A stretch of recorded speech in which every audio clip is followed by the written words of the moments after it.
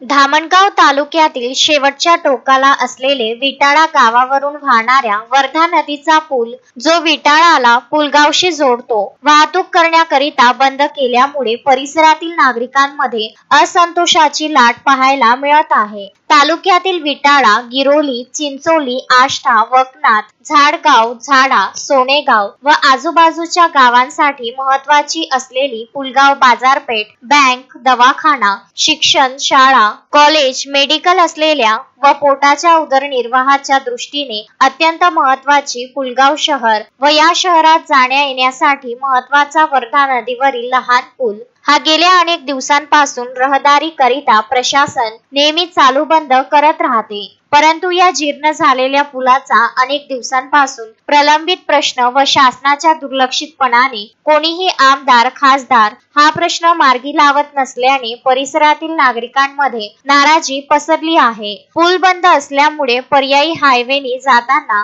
वाहतुकीमुळे प्रवासी, विद्यार्थी यांच्या जीविताला धोका निर्माण झालेला आहे। या पुलाचा प्रश्न प्रशासनाने ताबडतोब मार्गी न लावल्यास परिसरातील नागरिक मोठे आंदोलन उभे करण्याच्या तयारीत आहे। अश्विन शहा, विदर्भ न्यूज, वर्धा।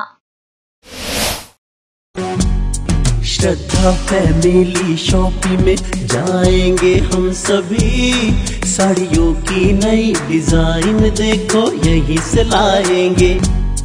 श्रद्धा फैमिली शॉपिंग में जाएंगे हम सभी, लेडीज जेंट्स बच्चों की हर फैशन लाएंगे सभी। फैशन के सफर में आप भी आगे ही आगे बढ़ते चलिए, क्योंकि बिजीलैंड का सबसे बड़ा आलीशान भव्य showroom Shraddha family shopping and mall, Busyland complex, Nandgaon Peth, Amravati.